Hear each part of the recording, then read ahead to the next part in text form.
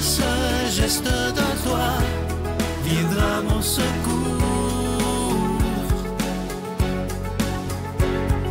Viens semer dans mon âme le grain de l'amour. Je traverse un désert et je meurs de soif. Montre-moi le mystère qui garde la foi. Bonjour et bienvenue à votre émission La Victoire de l'amour en ce mercredi 9 mars. J'espère que vous allez bien, que votre début de carême se passe bien. Comme je vous en avais parlé la semaine dernière, on va se parler des 5 points du Père Louis-Marie Parent pour devenir un saint ou une sainte rapidement et facilement. Alors, le premier point, c'est la présence de Dieu. Chercher sa présence dans le moment présent. Donc, régulièrement nous tourner vers lui. Et c'est pas évident parce qu'on a nos petites habitudes dans le quotidien. Des fois, ça roule vite au travail ou dans nos occupations. C'est normal, c'est correct. Mais la petite minute, la petite seconde de plus que je prends, elle est déjà de plus. C'est déjà plus d'amour de Dieu dans mon cœur. C'est déjà plus de présence de Dieu dans mon quotidien. Une seconde de plus, c'est une seconde de plus. Ça vaut... Pour le bon Dieu, j'ai l'impression que comme le Seigneur, il est à l'extérieur du temps. Il vient nous rejoindre dans le temps. Mais lui, là, 1000 ans, c'est comme hier. Une seconde, ça vaut tout l'or du monde. Ça vaut... Son cœur est content. Le cœur de Dieu se réjouit chaque fois qu'on se tourne vers lui. Donc, chercher la présence de Dieu dans notre quotidien, dans notre moment présent, un jour à la fois. Prendre contact avec lui le plus régulièrement possible. Et si possible, toujours un petit peu plus. Se le rappeler, se mettre peut-être un petit mot sur le réfrigérateur. Pourquoi pas? Chaque fois que je l'ouvre, bien, Seigneur, je t'offre ce moment avec toi, une petite seconde. C'est mieux que rien. Dans le miroir de la salle de bain, se mettre des petits rappels pour penser à Dieu. On n'y pense pas assez souvent. Et il a soif de nous, le Seigneur. Et puis nous, bien, ça peut juste changer notre vie pour le mieux.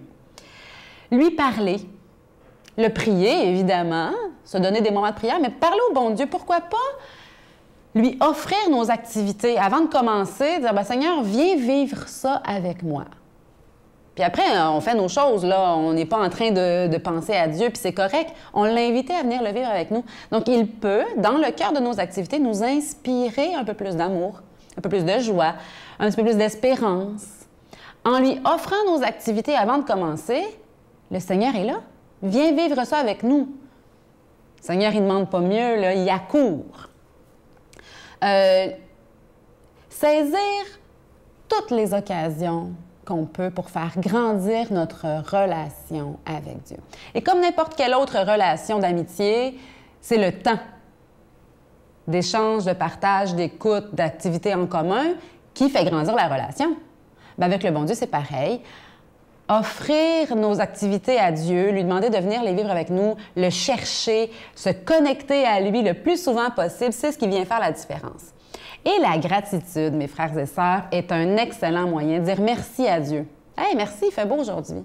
Hey, merci, il n'y a pas eu de circulation sur la route, ça a bien été mon chemin. Merci, j'ai de quoi manger à midi. Merci. » La gratitude est tellement un bon moyen, parce que dire merci, on est habitué, c'est facile, et ça nous met en contact avec Dieu. Ça nous donne de cultiver sa présence. Et c'est le point numéro 1 pour devenir un saint rapidement et facilement. Pensez à Dieu. Lui dire qu'on l'aime. Ah, je t'aime, Seigneur, merci pour la journée qui commence, merci pour la journée qui se termine. J'aime m'appuyer sur la parole de Dieu pour vivre ma vie. Et dans Isaïe 50, au chapitre 55, verset 6, « Cherchez le Seigneur tant qu'il se laisse trouver. » Et le Seigneur se laisse trouver par nous. Cherchons-le, il se laisse trouver, c'est écrit. Notre Père qui es aux cieux, que ton nom soit sanctifié, que ton règne vienne, que ta volonté soit faite sur la terre comme au ciel. Donne-nous aujourd'hui notre pain de ce jour. Pardonne-nous nos offenses, comme nous pardonnons aussi à ceux qui nous ont offensés. et ne nous laisse pas entrer en tentation. Mais délivre-nous du mal, car c'est à toi qu'appartiennent le règne, la puissance et la gloire pour les siècles des siècles. Amen. Je continuerai à croire, même si tout le monde perd espoir. Je continuerai à aimer, même si les autres parlent de haine. Je continuerai à construire, même si les autres détruisent. Je continuerai à parler de paix, même au milieu d'une guerre. Je dessinerai des sourires sur des visages en larmes et je tendrai les bras à ceux qui se sentent épuisés. Oui, je continuerai à croire. Pour le mois de mars, le mois du Carême 2022, je vous propose de faire un don, mais sans rien attendre en retour. Vous savez que si on se donne les moyens tout ensemble, de donner des moyens au bien afin qu'ils puissent se répandre, ça va être extraordinaire. Parce que vous savez, dans notre société, le mal a tous les moyens à sa disposition. Mais il serait temps, et grand temps, que le bien ait aussi tous les moyens possibles pour se répandre. Et ça sera grâce à chacun et chacune d'entre vous. Merci de tout cœur de votre don spécial du Carême 2022. Je vous donne l'adresse, la Victoire de l'Amour, case postale 120, succursale Boucherville à Boucherville, le J4B 5E6, je vous la redonne. La Victoire de l'Amour, case postale 120, succursale Boucherville à Boucherville, le J4B 5E6. Également par téléphone, par carte de crédit du lundi au vendredi de 8h30 à 16h30 dans le 514-523-4433, 523-4433 ou sans frais le 1-888-811-9291, 1-888-811-9291 et aussi sur notre site Internet. Vous savez que c'est une façon très rapide, sécuritaire et efficace de faire votre don, le www.lavictoiredelamour.org. Alors, je vous rappelle, la proposition, c'est de faire un don pour le Carême 2022. Un don, mais on n'attend rien en retour. Simplement pour que le bien puisse se répandre parce que ensemble, tout est possible. Merci de tout mon cœur et je vous rappelle également que vous recevrez un reçu pour fin d'impôt pour tous les dons que vous aurez faits en 2022. Merci de votre prière en ce carême et merci de votre offrande spéciale du Carême 2022.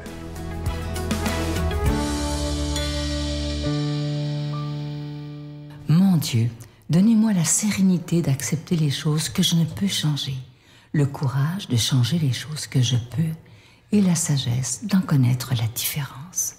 Amen. On rejoint maintenant le révérend Joël Lapierre pour son homélie.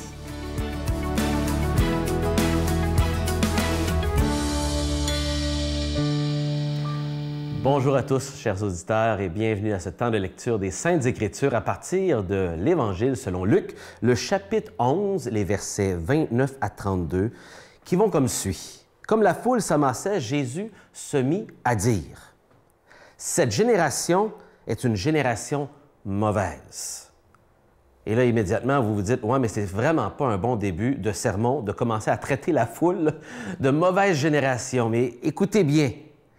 Elle demande un signe, cette génération, mais en fait, de signe, je ne lui donnerai que celui de Jonas. C'est quoi celui de Jonas? Bien, car Jonas a été un signe pour les habitants de Nénive. Oui, le prophète de l'Ancien Testament, celui qui était dans un poisson, etc. Oui. Il en sera de même pour le Fils de l'homme, pour cette génération actuelle. Lors du jugement, la reine de Séba se dressera en même temps que les hommes de cette génération. Elle les condamnera, en effet. Elle est venue de l'extrémité du monde pour écouter la sagesse de Salomon. Il y a de cela 3000 ans, imaginez. Et il y a ici bien plus que Salomon. Lors du jugement, les habitants de Ninive, ceux à qui Jonas est allé voir, se lèveront en même temps que cette génération. Et ils la condamneront. En effet, ils se sont convertis, eux, en réponse à la proclamation faite par Jonas. Et il y a pourtant ici bien plus que Jonas. J'oserais dire que ces paroles ce matin sont tellement véridiques et à propos pour cette génération québécoise, pour nous en 2022, qui sommes aussi incrédules, d'une manière générale, que ceux qui écoutaient Jésus à l'époque. Des gens qui se disent, en tout cas, d'un passé religieux et qui pourtant aujourd'hui, ça ne paraît pas beaucoup dans notre manière de vivre, que le Seigneur Jésus a une place importante. Et ces gens demandaient un signe, un miracle, prouve-le. Et Jésus a donné plein de signes, continuellement. Et Jésus adresse cette incrédulité et il les invite plutôt à avoir une attitude bien différente de celle que de réclamer des preuves. Il les invite à la repentance. Il les invite à la conversion. Un mot particulièrement important pour l'Évangile selon Luc qui invite son auditoire à se repentir, à ce changement de pensée qui produit un changement de vie radical. Et j'aimerais vous dire ce matin que l'Évangile de Luc est très clair. Il n'y a pas de salut, il n'y a pas de pardon des péchés sans la repentance, sans se convertir à Jésus-Christ. Il n'y a pas d'autre moyen. Je vous lis ici une citation d'une Bible d'études qui résume bien pour vous aider à comprendre cette histoire de cette dame, cette reine de Séba et Jonas. Quel était ce signe du prophète Jonas? Dieu avait ordonné à Jonas de prêcher la repentance à des non-juifs. Il y a de cela 800 ans avant Jésus-Christ. Jésus confirme la mission du prophète. Le salut n'est pas réservé aux Juifs, il est offert à tout le monde. Et Matthieu, chapitre 12, verset 40, ajoute une explication en disant « Jésus va mourir et ressusciter après 3 jours, tout comme Jonas est sorti vivant 3 jours après avoir passé dans le ventre du grand poisson. » Les habitants de Ninive, la capitale syrienne de l'époque, ces hommes guerriers et cruels, se sont repentis à la suite de la prédication de Jonas, qui ne se souciait même pas de leur sort. La reine païenne de Séba a célébré le nom du Dieu d'Israël lorsqu'elle a découvert la sagesse de Salomon il y a 3000 ans. Et pourtant, ce roi était loin d'être sans défaut. Jésus, lui, le Fils parfait de Dieu, est venu vers les siens qu'il aime tendrement. Mais ils l'ont rejeté. C'est pourquoi le peuple élu de Dieu est davantage passible de jugement qu'une nation notoirement méchante et une puissante reine païenne qui condamne le peuple.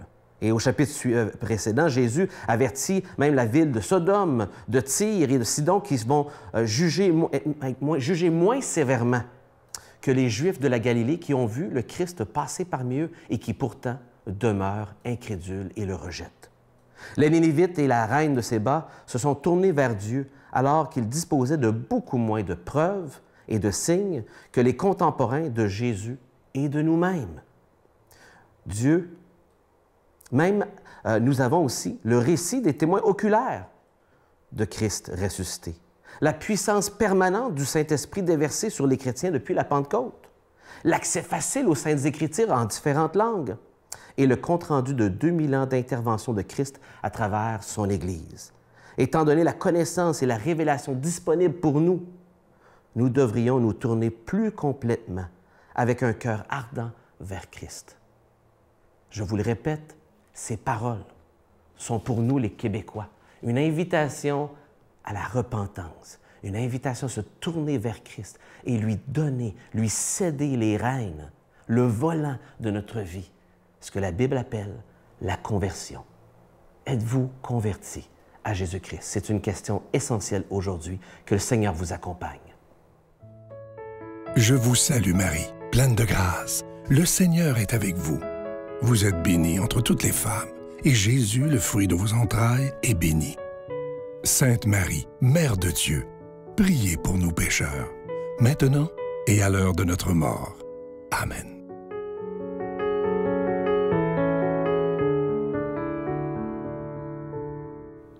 Aujourd'hui, je me permets de remercier tous ceux qui donnent généreusement pour soutenir l'œuvre de la Victoire de l'amour. Merci à tous ceux ce mois-ci qui vont donner, même s'il n'y a pas de cadeau du mois. Merci pour vos dons généreux, ça fait réellement une différence. Chaque fois qu'on donne avec amour, ça fait une différence de toute façon. Bonne journée. Depuis cette journée-là où j'ai enlevé la vie à cet homme-là, il n'y a pas une journée que j'ai pas pensé à cet homme-là. C'est devenu un compagnon de route. Nous sommes des